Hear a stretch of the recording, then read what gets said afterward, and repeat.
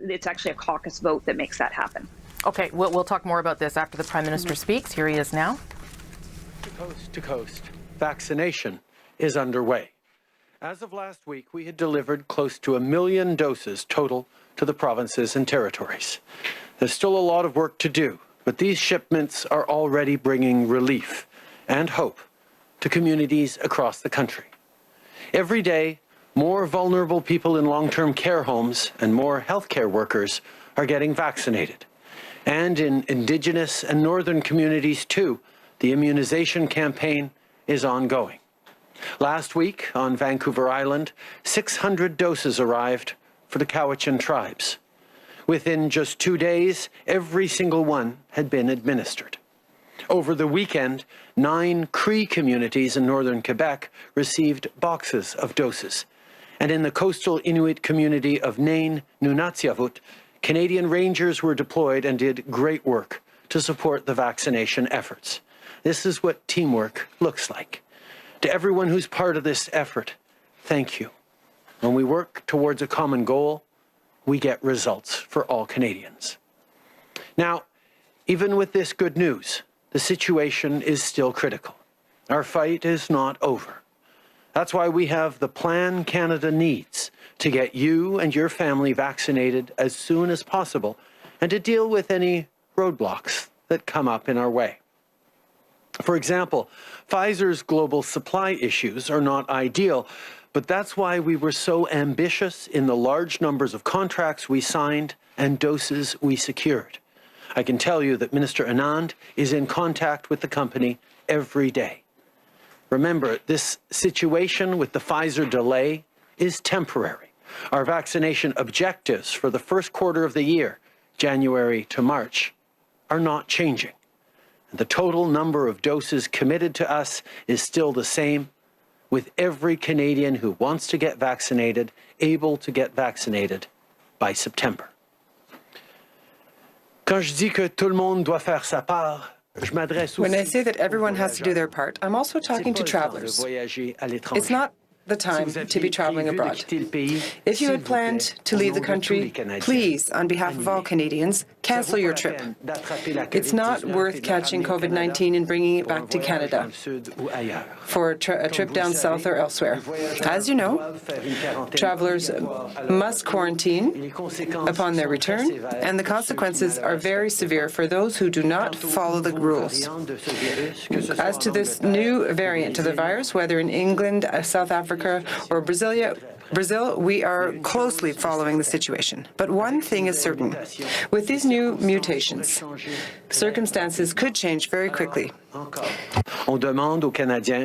So once again, we're asking Canadians to stay in the country, especially since, as daily, we are reviewing the new issues and we could impose new restrictions without advance notice at any time.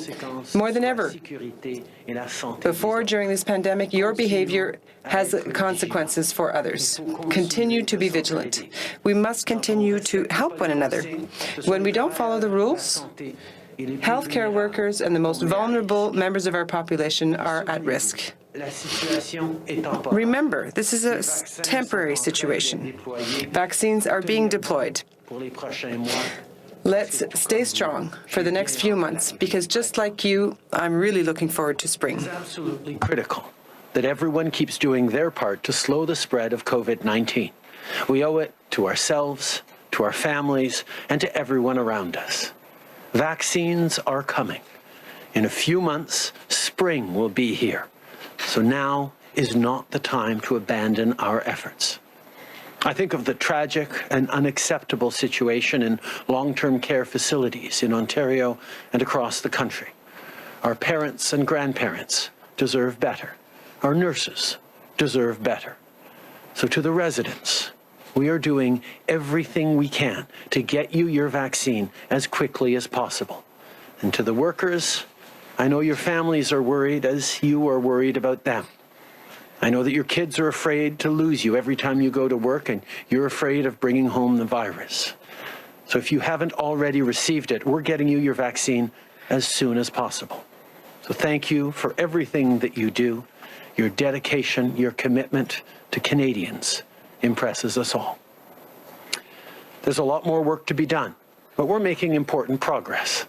Last Friday, Mayor Watson here in Ottawa said that all long-term care homes in the city have finished their first round of vaccination.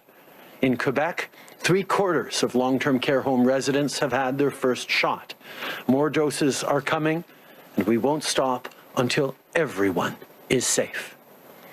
Alors que des mesures plus strictes pour freiner le virus. While stricter measures have been announced by several provinces over the last few weeks, many people continue to fear for their jobs and their future.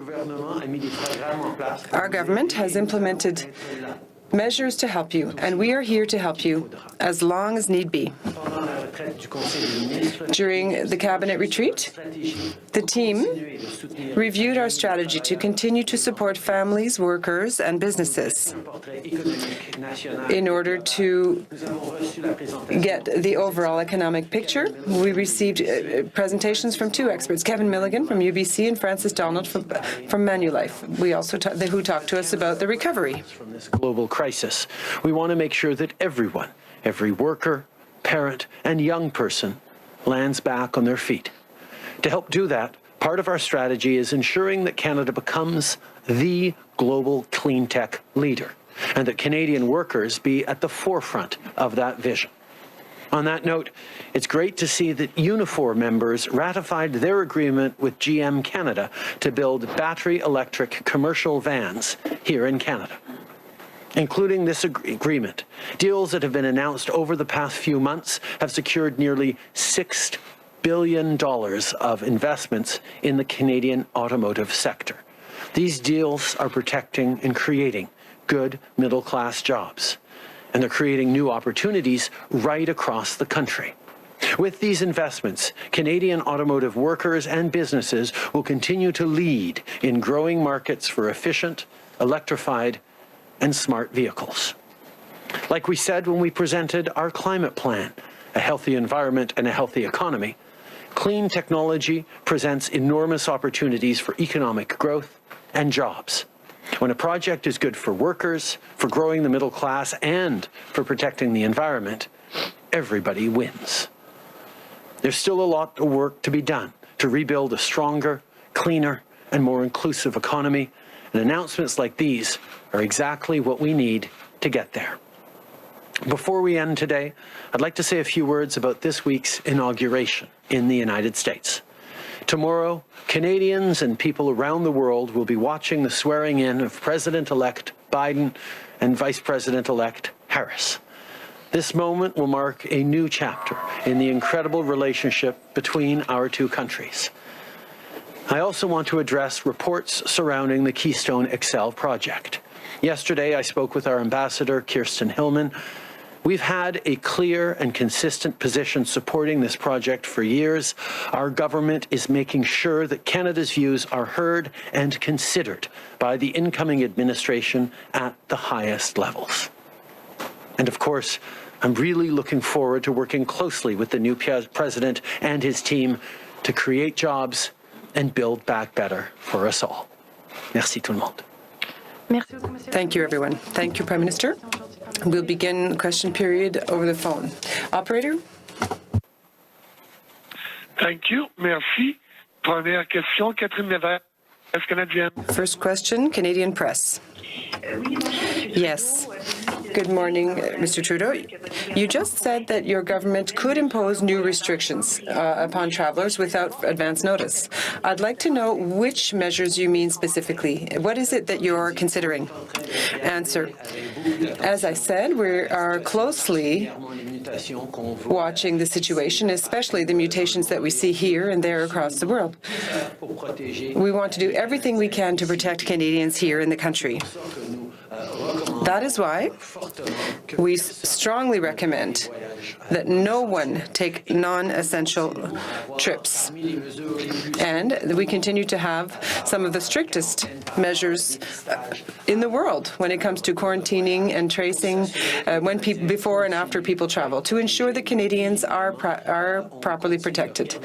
But also, of course, we keep a close eye on the situation and will make further decisions if necessary. Supplementary question, Catherine? Question. Yes, I'm just trying to understand what your message is today. Is it a warning? Is it a threat to travelers?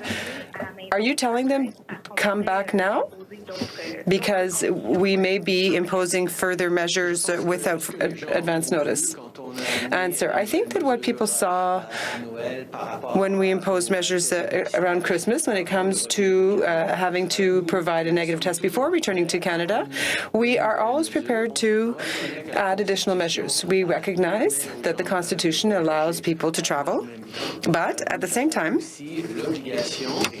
we have the obligation and the right to impose very strict measures and strict penalties for those who are endangering Canadians' health.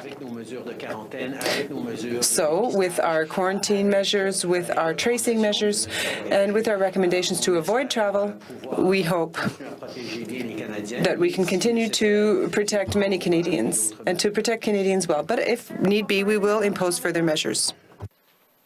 Thank you. Merci. Prochaine question, Émilie Bergeron. Next question, Émilie Bergeron, Agence Q. Hello, Mr. Trudeau. You said this morning that you wanted to ensure that Canada's positions were taken into account by the Biden administration. Have you already spoken to Mr. Biden to try to dissuade him from cancelling the pipeline? Answer. As you know, I've been supporting this Keystone XL project for years. I made this argument 7 years ago in a room full of Democrats in Washington, even before I became Prime Minister. I did speak to this project directly to President Biden, showing that and demonstrating that the situation had changed a good deal since he was Vice President when we had Prime Minister Harper. We are speaking with the highest levels of the incoming administration to promote our arguments in support of this project once again. And I trust that we will be heard, that our arguments will be considered during their process. I have been very clear over the past 7 years that I support the Keystone XL project. I've made that case, including in front of a room filled with Democrats 7 years ago in Washington, D.C., before I became Prime Minister.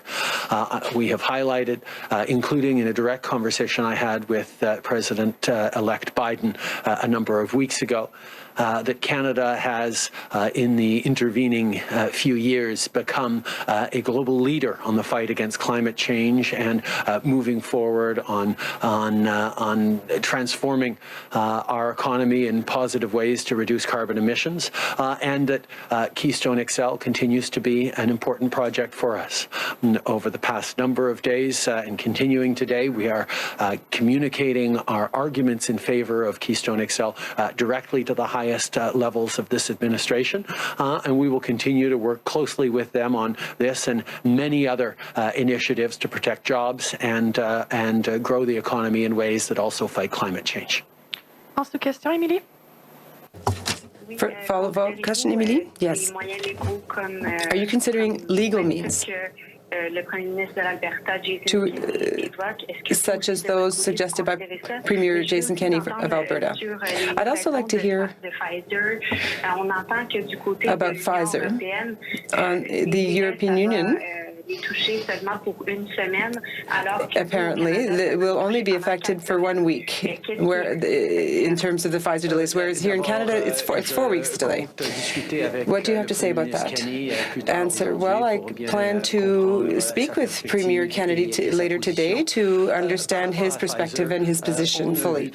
When it comes to Pfizer, we clearly saw that we will be able, that we will ensure that the contract, that they abide by their contract and that we receive all the promised doses in the first quarter of 2021, and that we will continue to be there and vaccinate the greatest number of Canadians as quickly as possible. Obviously, with this new production of vaccines across the world, we did expect there to be certain challenges for some of the companies, which is why we ensured we had a plan by signing contracts with a large number of vaccine producers so that we could have more doses per resident than any other country does. And Minister Anand continues to speak with Pfizer representatives every day to ensure that Canada will continue to receive the doses we need so badly. We always knew that in manufacturing global vaccines at the scale that is going to be needed to end this pandemic, there were going to be challenges for certain companies in certain situations, which is one of the reasons why we took extra care to sign more contracts with more potential vaccine makers than most of our allies, and indeed have secured more doses per person than any other country, because we knew there would be challenges. But even with the announced delays by Pfizer, we are confident we're remaining on track to receive all the promised doses we had signed for by the end of Q1, and indeed that all Canadians will be able to be vaccinated by September 2021. Thank you. Operator, one last question on the phone. Thank you. Merci. The next question is from Ryan Tumulty, National Post. Line open. Yeah, good morning, sir. I wanted to ask you about the vaccine rollout, and specifically, I guess, it seems like the flaw in the strategy so far is the relatively few doses Canada is getting in Q1. I know it's set to scale up after that, but can you explain why Canada is getting so few doses in Q1? Was this all that was available? Were we not willing to meet prices that the drug manufacturers set? What was the challenge? The challenge is, as of December 1st, 2020, there were none of these vaccines being produced anywhere in the world for general use. They were all in testing and trials, and the scientific community and scientists around the world and manufacturers did Herculean efforts in order to achieve an effective vaccine, actually many different effective vaccines against this pandemic in record time, while ensuring the safety and the efficiency of vaccines for people to use. This was a tremendous undertaking, and well before anyone knew which vaccines would be most effective, Canada made the decision to sign contracts with more potential vaccine makers than most of our allies, and actually secured more doses per capita for Canadians than any other country did for their citizens. Now, we recognize that standing up manufacturing processes take time, and that's why we've ensured to be part of the very first wave of vaccinations of any country around the world, and we continue to receive doses. The Pfizer manufacturing facility in Belgium is retooling to be able to produce even more vaccines for distributing to countries and people who need them, and that is causing a momentary delay in their production, but we have been assured by Pfizer that we will still be able to meet our commitments to Canadians as they will meet their contractual obligations to Canadians. Efforts will ramp up around the world as vaccine production increases around the world, but companies are ramping up production step by step, as is necessarily the case for a brand new series of vaccines. Following up, Ryan? Yeah, and sir, we're hearing reports out of Europe that the Pfizer doses are not being delayed for as long or were not being reduced as significantly in several European countries as compared to Canada's orders. Can you explain that difference, why we're having a longer reduction and a deeper reduction? I've understood that there are many different musings and reports and speculations and stories about this country doing this, about that country doing that. I had a lovely conversation with Angela Merkel yesterday morning in which she sort of complained to me that every day she gets it from the German media that they're not doing as well as Canada is. I think a lot of people are comparing stories from country to country and trying to figure out how we can all move quicker. I can assure you that Minister Anand is talking almost daily with Pfizer and the other vaccine companies to ensure that we get as many doses as possible, as quickly as possible, and that work will continue. We will not rest. We will not slow down until we get as many Canadians vaccinated as quickly as we possibly can so that we can all get through this pandemic. Okay. I understand that across the world people are watching what's happening in this country or that country to try and compare and see if we're all doing the right things. Everyone is working as hard as possible to ensure that they obtain the vaccines as quickly as possible, as many doses as possible, and that's what we're trying to do too. I had a wonderful conversation with Angela Merkel, Germany's Chancellor, yesterday. She said that nearly every day she was being criticized by German journalists because she hadn't done as well as Canada. And I assured her that I'm being criticized every day and asked why haven't we done as well as other countries. This is the situation in which we find ourselves. I can tell you that we are working day and night with constant calls to vaccine producers to ensure that we receive as many doses as possible, as quickly as possible for Canadians, because we all want to get through this pandemic as quickly as possible. Mr. Michael Couture with Global National. I just wanted to pick up on that. Those reports are suggesting that political pressure has worked. In fact, Israel's president is boasting that he's had 17 calls with the CEO of Pfizer. I know you said that Minister Anand is constantly in contact with them, but what are you doing, if anything, to try and put pressure on these companies to actually respect the contracts that we've signed?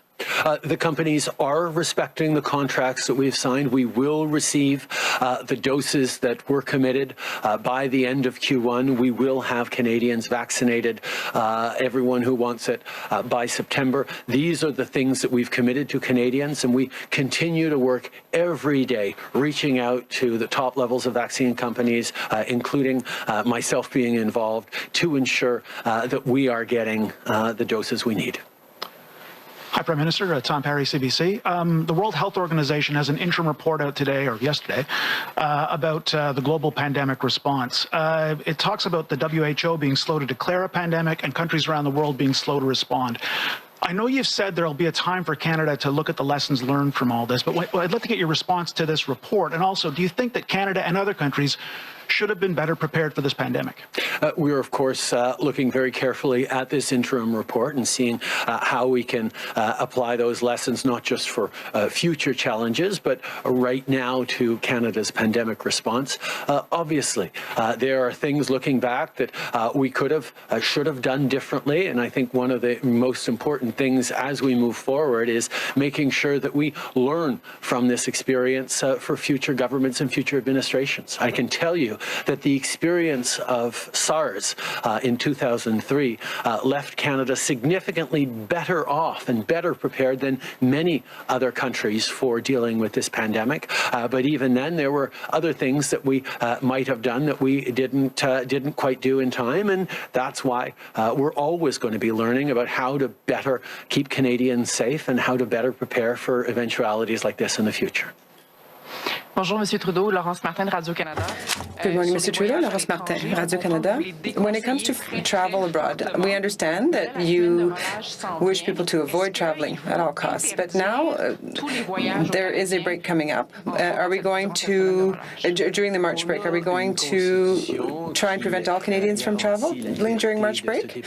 Answer: we have a constitution that guarantees the right of freedom of movement to all Canadians. However, I must emphasize that the measures we have implemented are not only there to discourage people from traveling, and with the 2 weeks of mandatory quarantine with severe penalties, as well as tracing before returning back to Canada and providing a test, and other measures that we've implemented. It's not just to discourage people from traveling. There are also measures that will ensure Canadians are protected. We are always speaking to our provincial counterparts as well as other partners to see if we need to impose further measures, including when we're talking about upcoming break weeks and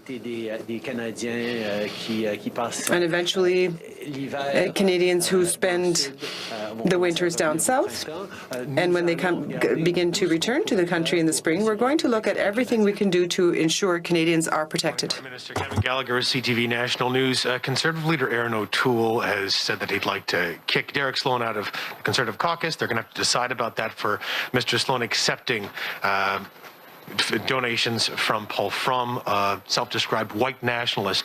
But Mr. Frum's organization has also reportedly received money for the Canadian wage subsidy. So my broader question is, what can be done here for the government and for political organizations like the Liberal Party to avoid from infiltration of far-right groups that may be trying to get into the Canadian political sphere and use public money in some way as well?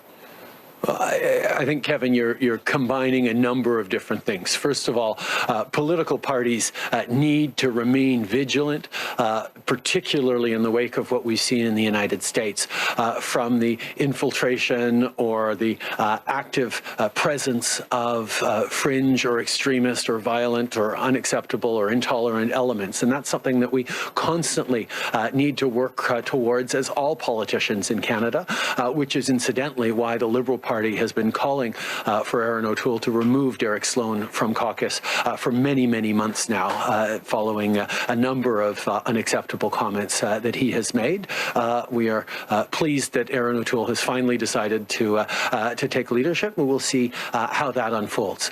In regards to the wage subsidy, we knew we had to move quickly to support workers in jobs right across the country. And obviously, that meant sending help immediately to families and to individuals when this pandemic hit back in March, so that people could keep food on the table, could continue to pay their rent, regardless of the job or the organization they worked for. Obviously, that requires checking after the fact, and there is a lot of work ongoing with the Canada Revenue Agency and others to ensure that the companies that received and the workers that received these benefits actually needed them and actually qualified for them. And of course, anyone who is found to be breaking the law as a corporation or as an organization will face severe penalties. Stephen Chase with the Globe and Mail. Good morning, Prime Minister. At least 3 publicly traded Canadian resource companies, have active projects and plans in China's Xinjiang region, where a large number of Muslims are locked up in concentration and labor camps. These are Canadian Solar Incorporated, Dynasty Gold Corporation, and Gobi Min Incorporated.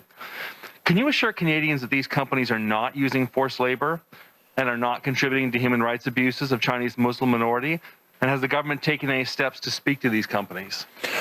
We have been increasingly concerned over the past many years on the treatment of the Uyghur minority in Western China. We have highlighted that many times directly, both in global multilateral forums and directly with the Chinese government in meetings and conversations that I've had over the past years with their leadership.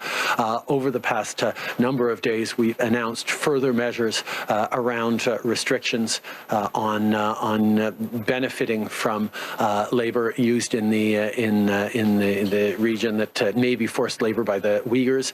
We are working with Canadian companies, all Canadian companies, to ensure that they are not benefiting from or profiting from these human rights abuses. We will continue to work very, very closely and follow up with the companies you named and all companies who have investments in that area to ensure that they are following Canadian values and Canadian law.